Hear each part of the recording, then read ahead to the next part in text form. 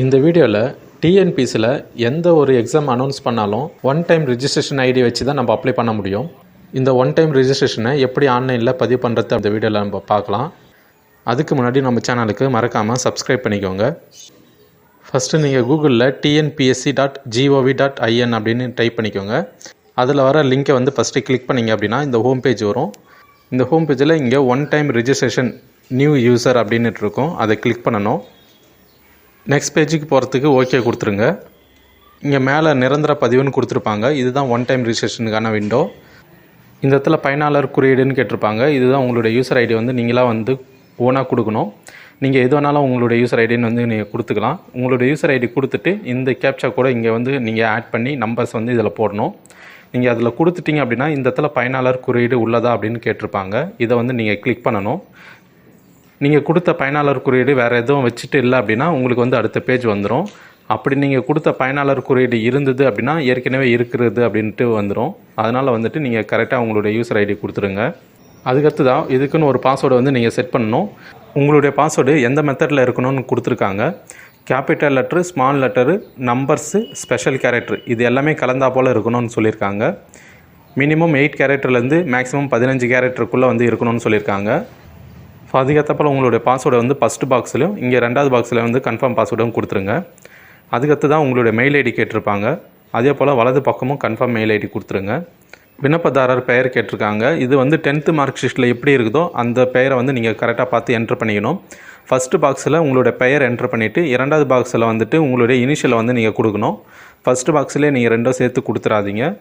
அதுக்கப்புறமா உங்களுடைய மொபைல் நம்பரை கைபேசி எண் இருக்கிற இடத்துல நீங்கள் டைப் பண்ணிவிட்டு இந்த இடத்துல ஓடிபி அப்படின்றத கிளிக் பண்ணுங்கள். இதுக்கு நீங்கள் எஸ்ன்னு கொடுத்துருங்க. எஸ்ன்னு கொடுத்துட்டிங்கன்னா உங்களுடைய மொபைல் நம்பருக்கு ஒரு ஓடிபி வரும். அந்த ஓடிபி இந்த பாக்ஸில் நீங்கள் கொடுத்துட்டு சரின்னு கொடுத்துருங்க. உங்களுடைய அப்பா பெயர் கேட்டிருப்பாங்க. அதே போல் உங்களுடைய அப்பா பெயர் ஃபஸ்ட்டு பாக்ஸ்லேயும் இனிஷியல் ரெண்டாவது பாக்ஸ்லேயும் கொடுத்துட்டு அவர் எந்த மாவட்டத்தில் பிறந்தார் அப்படின்றத நீங்கள் கொடுக்கணும். அதே போல் பூர்வீக மாவட்டத்தையும் நீங்கள் செலக்ட் பண்ணிக்கணும். அதுக்கடுத்து தான் உங்களுடைய அம்மா பெயர், உங்களுடைய அம்மாவோடைய இனிஷியல் இது எல்லாமே நீங்கள் கரெக்டாக கொடுத்துருங்க. அதுக்கடுத்து தான் உங்களுடைய பிறந்த தேதி கேட்டிருப்பாங்க. டேட்டு, மந்த்து, இயர் அந்த வரிசைப்படி நீங்கள் கொடுத்துருங்க. அதுக்கப்புறமா நீங்கள் எந்த மாவட்டத்தில் பிறந்தீங்க அப்படின்ட்டு விண்ணப்பதாரருடைய பிறந்த மாவட்டம், பூர்வீக மாவட்டம் கேட்டிருப்பாங்க. அதையும் நீங்கள் செலக்ட் பண்ணிவிட்டு நீங்கள் ஆனா பெண்ணா அப்படின்றத நீங்கள் செலக்ட் பண்ணிக்கணும்.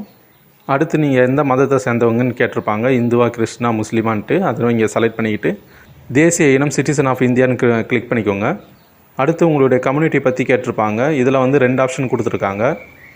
உங்களுடைய community BC, MBC, SC, ST இந்தமாரி கம்யூனிட்டியாக இருந்துச்சு அப்படின்னா first option communal reservation category அப்படின்னு இருக்கும். அதை கிளிக் பண்ணுங்கள். இல்லை அப்படின்னா இதில் கொடுத்துருக்க நீங்கள் கம்யூனிட்டி எந்த கம்யூனிட்டியுமே இல்லை அப்படின்னா நீங்கள் அதர்ஸ்ன்றதை நீங்கள் கிளிக் பண்ணிக்கலாம். இதுக்கு எஸ் சரின்னு கொடுத்துருங்க. அதுக்கடுத்து தான் உங்களுடைய கம்யூனிட்டி கேட்டிருப்பாங்க. இது தமிழ்நாடுக்குள்ளேயா அதர் தென் தமிழ்நாடுன்னு கேட்டிருப்பாங்க. அதை நீங்கள் செலக்ட் பண்ணிக்கணும்.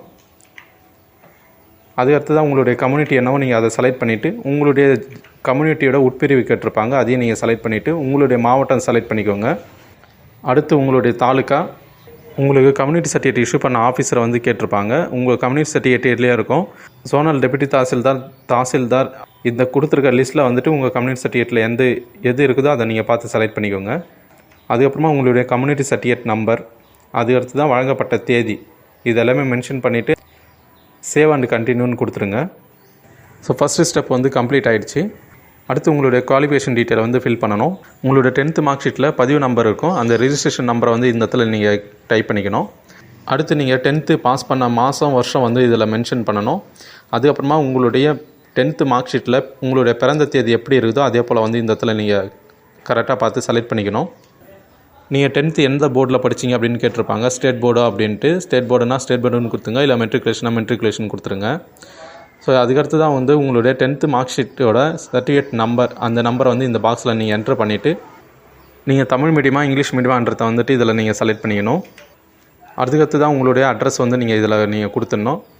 இங்கே ஃபஸ்ட் லைனில் உங்களுடைய டோர் நம்பர், தெரு பேர் கொடுத்துருங்க. அதுக்கப்புறமா உங்களுடைய ஏரியா நேமு, அதுக்கப்புறமா உங்களுக்கு எந்த தாலுக்கு, எந்த ஸ்டேட்டு, மாவட்டம், அதுக்கப்புறம் உங்களுடைய ஏரியா பின்கோடு இதெல்லாமே நீங்கள் கொடுத்துருங்க. இதுதான் உங்களுடைய பர்மனெண்ட் அட்ரஸும் அப்படின்னா இந்த செக் பாக்ஸை மட்டும் நீங்கள் டிக் பண்ணிவிட்டு சேவ் அண்ட் கண்டினியூன்னு கொடுத்துருங்க.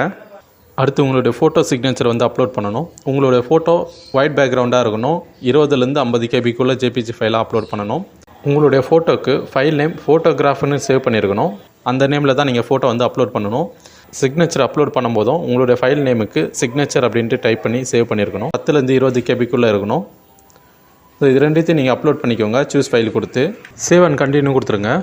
இந்த பேஜில் உங்களுடைய டீட்டெயில்ஸ் எல்லாமே கரெக்டாக இருக்குதானே செக் பண்ணிக்கோங்க. ஏதாவது தப்பாக இருந்தது அப்படின்னா இந்த விவரங்களை மாற்ற வேண்டும் அப்படின்னு கிளிக் பண்ணுங்கள். நீங்கள் கொடுத்த டீட்டெயில்ஸ் எல்லாம் கரெக்ட் அப்படின்னா கீழே ஒரு செக் பாக்ஸ் இருக்கும், அதை டிக் பண்ணிவிட்டு சேவ் அண்ட் கண்டினியூன்னு கொடுங்க. இது வந்து சரின்னு கொடுத்துருங்க. கட்டணம் செலுத்தவும் அப்படின்ட்டு இருக்கும், அதை கிளிக் பண்ணணும். இந்த ஒன் டைம் ஐடிக்கு வந்துட்டு உங்களுக்கு 150 ரூபா சார்ஜ் பண்ணுறாங்க. இந்த இடத்துல செலக்ட் பேமெண்ட்டுன்றது வந்து 2 ஆப்ஷன் இருக்கும். எஸ்பிஐ பேமெண்ட் கேட்வேன்னு இருக்கும். நீங்கள் எஸ்பிஐ வந்து கிளிக் பண்ணிக்கோங்க. இந்த இடத்துல 2வது ஆப்ஷன் வந்து ஆன்லைன்ன்றதை வந்து நீங்கள் செலக்ட் பண்ணிவிட்டு கிரெடிட் கார்டு, டெபிட் கார்டு, என்இஎஃப்டின்ட்டு இருக்கும். இது 3த்தில் நீங்கள் எது வேணாலும் நீங்கள் செலக்ட் பண்ணிக்கலாம். நெட் பேங்கிங் வச்சுருக்கவங்க இந்த 3வது ஆப்ஷன் வந்து நீங்கள் செலக்ட் பண்ணிக்கோங்க. என்இஎஃப்டின்றதை செலக்ட் பண்ணிவிட்டு நீங்கள் வந்து நெக்ஸ்ட் வந்து இங்கே ப்ரொசீட் டு பே அப்படின்னு இருக்கும், அதை கிளிக் பண்ணணும். இங்கே பே நவுன்றதை வந்து கிளிக் பண்ணுங்கள். இதில் எஸ்பிஐ நெட் பேங்கிங் வச்சுருக்கவங்க ஃபஸ்ட் ஆப்ஷன் கிளிக் பண்ணலாம். அதர் நெட் பேங்கிங் வச்சுருக்கவங்க செகண்ட் ஆப்ஷன் வந்து கிளிக் பண்ணிக்கோங்க. இதுக்கு வந்து எக்ஸ்ட்ரா சார்ஜ் வந்து 6 ரூபா பிடிப்பாங்க. ஸோ இதில் உங்களுக்கு என்ன பேங்க்கோ அந்த பேங்க்கை வந்து நீங்கள் செலக்ட் பண்ணிக்கணும். செலக்ட் பண்ணிவிட்டு மேக் பேமெண்ட்டுன்னு கொடுங்க. ஸோ பேமெண்ட் கட்டி முடிச்சதுக்கப்புறமா உங்களுடைய பேமெண்ட் வந்து சக்ஸஸ்ஃபுல்லின்னு வந்துடும். உங்களுடைய ஒன் டைம் ரிஜிஸ்ட்ரேஷனுக்கான அப்ளிகேஷனும் வந்துட்டு ஓகே ஆகிடும். ஸோ உங்களுக்கு பிரிண்ட் வேணும் அப்படின்னா இங்கே அச்சுன்னு இருக்கும், அதை கொடுத்தீங்கன்னா உங்களுக்கு பிரிண்ட் வந்துடும். அடுத்து உங்கள் சுய விவர பக்கத்தில் தொடர்க அப்படின்னு இருக்கும், அதை கிளிக் பண்ணுங்க.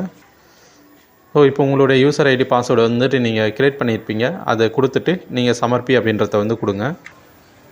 இந்த இடத்துல உங்களுடைய ஆதார் கார்டு வந்து வெரிஃபை பண்ணணும். ஸோ இதை வந்து கிளிக் பண்ணுங்கள். இந்த இடத்துல வந்து எஸ்ன்னு இருக்கும், அதை கிளிக் பண்ணுங்கள். சென்ட் ஓடிபின்றதை வந்து கிளிக் பண்ணிவிட்டு உங்களுடைய ஆதார் நம்பரை வந்து இந்த இடத்துல பாக்ஸில் டைப் பண்ணிக்கோங்க. உங்கள் ஆதார் கார்டில் பேர் எப்படி இருக்குதோ அதை அப்படியே பார்த்து இந்த பாக்ஸில் நீங்கள் டைப் பண்ணிக்கோங்க. இந்த 2 நம்பரையும் கூட்டி இந்த பாக்ஸில் நீங்கள் கொடுத்துருங்க. இந்த செக் பாக்ஸை டிக் பண்ணிவிட்டு சென்ட் ஓடிபின்னு கிளிக் பண்ணுங்கள். ஸோ இதெல்லாமே வந்து கரெக்டாக எதான்னு செக் பண்ணிவிட்டு கன்ஃபார்ம்னு கொடுங்க. இப்போ மறுபடியும் இந்த செக் பாக்ஸை டிக் பண்ணிவிட்டு இங்கே உங்களுக்கு வந்து ஓடிபி வந்து இந்த பாக்ஸில் நீங்கள் என்ட்ரு பண்ணிடணும். அடுத்து அக்ரி அண்ட் கன்ஃபார்ம்னு கொடுங்க. இப்போ சக்ஸஸ்ஃபுல்லி வெரிஃபைடு ஆதார் அப்படின்ட்டு வந்துடும். இது வந்து ஓகே கொடுத்துக்கோங்க. இப்போ உங்களுடைய ஒன் டைம் ரிஜிஸ்ட்ரேஷன் ஐடி இப்போ தான் கம்ப்ளீட் ஆகிடுச்சு. ஸோ இப்போ நீங்கள் ஏதாவது ஜாபுக்கு அப்ளை பண்ணுறதா இருந்தால் இங்கே கரண்ட் அப்ளிகேஷன் அப்படின்ட்டு இருக்கும். உங்களுடைய ப்ரொஃபைலில் ஏதாச்சும் நீங்கள் சேஞ்சஸ் பண்ணுறதா இருந்தால் ஏதாவது விட்டு போயிருந்தது அப்படின்னா நீங்கள் எடிட் ப்ரொஃபைல் அப்படின்றத வந்து நீங்கள் கிளிக் பண்ணலாம். பாஸ்வேர்டு மாற்றணும், இல்லை உங்களுடைய மெயில் ஐடி மாற்றணும், அதுக்கப்புறம் ஃபோன் நம்பர் மாற்றுறதுக்கு, உங்களுடைய சுய விவரங்கள் மாற்றுக அப்படின்னு இருக்கும். அதை கிளிக் பண்ணால் உங்களுடைய டீட்டெயில்ஸில் திருமண நிலைன்னு இருக்கும். ஸோ திருமண நிலையில் வந்துட்டு நீங்கள் மேரீடா அன்மேரீடான்றதை வந்து நீங்கள் இங்கேயே சேஞ்ச் பண்ணிக்க முடியும். ஃபஸ்ட்டு நீங்கள் ஒன் டைம் பண்ணும்போது இந்த ஆப்ஷன் கேட்டிருக்காது. ஸோ இந்த இடத்துல வந்து உங்களுடைய மேரேஜ் டீட்டெயில் வந்து நீங்கள் இந்த இடத்துல கொடுத்துக்கலாம். நீங்கள் இந்த இடத்துல வந்துட்டு மேரீடா அன்மேரீடான்ற செலக்ட் பண்ணிவிட்டு இங்கே மாற்றுக அப்படின்னு கிளிக் பண்ணுங்கள். அது வந்து சக்ஸஸ்ஃபுல்லி சேஞ்ச் ஆகிடும். அதே போல் வந்து உங்களுடைய 10th, உங்களுடைய ஃபோட்டோ, உங்களுடைய அட்ரஸ் இது போல் எது மாற்ற தந்தாலும் நீங்கள் கிளிக் பண்ணி சேஞ்ச் பண்ணிக்க முடியும். ஸோ மறுபடியும் இப்போ இந்த பேஜுக்கு வந்துட்டிங்க அப்படின்னா இதில் வந்து கரண்ட் அப்ளிகேஷன் நீங்கள் கிளிக் பண்ணுங்கள். நீங்கள் ஜாபுக்கு அப்ளை பண்ணணும் அப்படின்னு நினச்சிங்கன்னா கிளிக் டு அப்ளைன் அப்படின்னு கொடுங்க. ஜாப் நோட்டிஃபிகேஷன் இங்கே கொடுத்துருப்பாங்க, அதுக்கு நேரம் அப்ளை நவுன்னு இருக்கும், அதை கிளிக் பண்ணணும். இந்த குரூப் 4 எக்ஸாமுக்கு எப்படி அப்ளை பண்ணணுன்ற வீடியோக்கான லிங்க் நான் கீழே டிஸ்கிரிப்ஷன் பாக்ஸில் கொடுத்துருக்கேன். அந்த லிங்க்கை கிளிக் பண்ணி நீங்கள் அந்த வீடியோ பார்த்துக்கலாம். ஸோ டிஎன்பிஎஸ்சி எக்ஸாமுக்கு ஒன் டைம் ரிஜிஸ்ட்ரேஷன் இப்படி தான் பதிவு பண்ணணும்.